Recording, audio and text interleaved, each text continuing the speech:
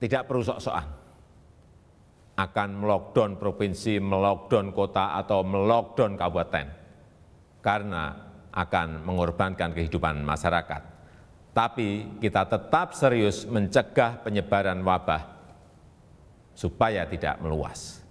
Saya kira harus kita sesuaikan. Untuk itu saya menekankan pentingnya pembatasan sosial skala mikro atau mini lockdown. Tak perlu sok-sokan lockdown. Entah kepada siapa kalimat ini ditujukan Presiden. Memang saat ini tak ada satupun wilayah provinsi, kota, atau kabupaten di Indonesia yang menerapkan karantina wilayah alias lockdown. Yang ada hanyalah pembatasan sosial berskala besar atau PSBB. Itu pun dengan bermacam aturan pembatasan sesuai dengan kondisi masing-masing daerah.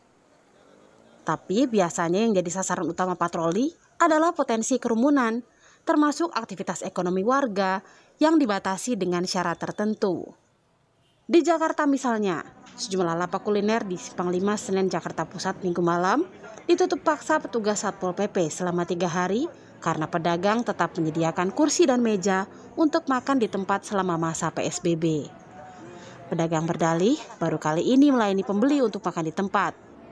Tapi jika masih ada pedagang yang membandel dengan pelanggaran berulang, sanksi denda Rp50 juta menanti. Oh, ini sih makan di tempat, sebelum-sebelumnya sih enggak makan di tempat. Nah sekarang pas dilakukan ditutup ini sampai berapa lama, Bu? 3 hari dari hari ini kita beres-beres, terus sampai hari Selasa malam. Yang memang kita temui pada saat ini juga, customernya memang masih makan di tempat, oleh karena itu kita berikan sanksi yaitu berupa penutupan 3 kali 24 jam.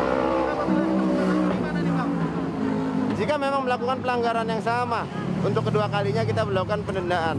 Pendendaan berikan sanksi administratif berupa denda. Dalam pidato khususnya, Presiden meminta agar pemerintah daerah tetap memprioritaskan kesehatan, tetapi harus dicari jalan tengah agar tak mematikan usaha ekonomi warga. Kita buat lebih terarah, spesifik, fokus, tajam untuk mengatasi masalah COVID, tapi tidak membunuh ekonomi dan kehidupan masyarakat. Ini yang harus kita lakukan. Penyesuaian kebijakan itu jangan dianggap pemerintah mencela-mencela. Apakah pernyataan Presiden ini menyasar pimpinan daerah tertentu? Ya, ini masalah diksi saja, pilihan kata tidak perlu diperdebatkan. Ya, artinya jangan sok-sokan, jangan memilih lockdown itu sebenarnya sama saja.